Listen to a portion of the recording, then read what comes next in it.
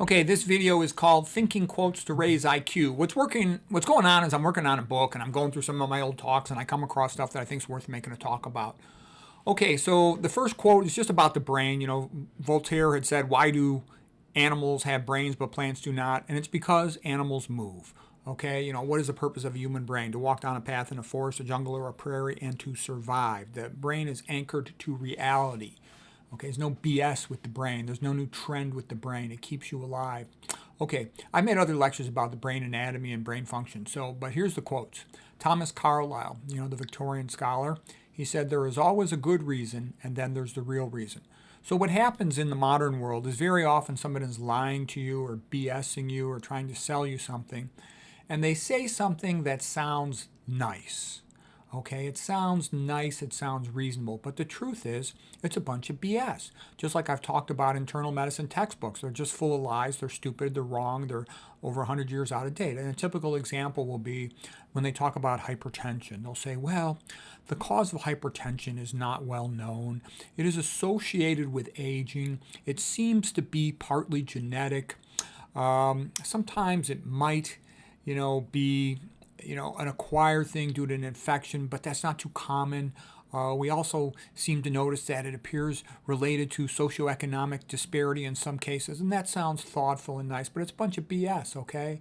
And all you have to do is know a few papers. January 1920, and it was in 1929 in the Lancet Journal. Donaldson is the author. 1,800 consecutive admissions to a hospital in Kenya where they ate a plant-based diet. There was zero hypertension. Okay, zero, none. Okay, so all that other stuff's a bunch of horseshit. Okay, so just so you know, you're going to run into that kind of stuff all the time in medicine. So don't be too trusting. Always ask yourself, are they trying to sell me something? All medical textbooks, practically, especially in internal medicine, they're designed to sell something, like to sell a drug. Okay, now here's a quote by Ayn Rand, the great scholar, the smartest woman who ever lived. If you think there is a contradiction, then recheck your premises. Contradictions do not exist. Whenever you think you are facing a contradiction, check your premises. You will find that one of them is wrong.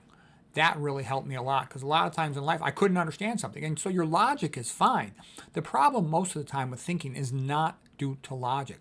The problem most of the time is due to premises. And what I've seen most often with the pros is the pros are quite naive and gullible, and they think that people like them. No, they hate you. Okay, the pros, get it into your pro head.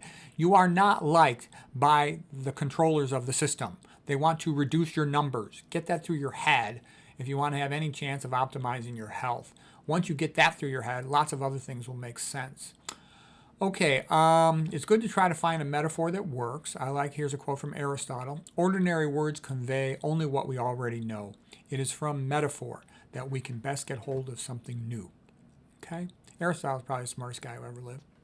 Here's a quote by John Boyd, the great fighter pilot. He said, if you want to understand something, take it out to the extremes or examine its opposites. And that's very often helpful. Just magnify whatever someone is saying to you all the way out to the extreme, and a lot of times that'll tell you where they're really coming from. And the other trick is turn it into the opposite form. Always ask yourself, what if the opposite were true? And you will be amazed at how often that provides a good answer, the correct answer.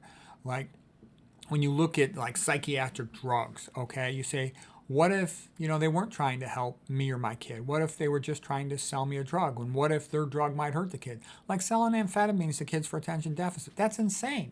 It would be against the law to sell amphetamines on a street corner, but they sell them to children inside the school all the time, okay? It's insane, okay? And you should not think they have the best interest in doubt. The doctor who was the big so-called research expert from Harvard who got millions of dollars to promote amphetamines for kids. He got millions of dollars for it, okay? That's why he sold out the kids. And he doesn't care about the kids, or he wouldn't have done that, okay? The long-term results are very poor for children who take amphetamines for a long time. Okay, and let's see. Oh, the other one is, again, ask yourself if the opposite might be true. Psychiatrists are supposed to prevent mental illness by treating chemical imbalances. But in reality, there are no chemical imbalances that have ever been found in the so-called mentally ill patients. But now it is found that once they get psychiatric drugs, these do cause chemical imbalances and cause prolonged mental illness and cause a progressive chemical lobotomy. And the most worrisome is those antipsychotic drugs. They can rapidly cause a chemical lobotomy. So anyways, that's a couple thinking quotes. Oh, I got a couple other slides here. There's other stuff, though. You might have seen it before. Okay, so here's the 6 blind men and an elephant. Basically, 6 blind guys all hold one part of the elephant, the tail, and the guy says, oh, it's a rope. One touches the side, says it's a wall. One touches the leg, says it's a tree. One touches the ear, says it is a rug. And the point of it is that, like Aristotle said, the first step in an intelligent conversation is to remove emotions. So don't get emotional. Don't jump to conclusions. Let other people talk. Sit there, hold back, and try to think about what they're saying before you jump to what you want to say. And that'll often make you smarter. And like, what is your goal? Your goal is to become like the wanderer above the sea fog, the painting of Caspar David Friedrich. And basically, he has a bird's eye view looking from above down below. And he can thus see the entire situation of the 6 blind men on the elephant. And he can see the situation objectively. Then he can make a much better informed decision about whatever the topic is. So, hope that was helpful.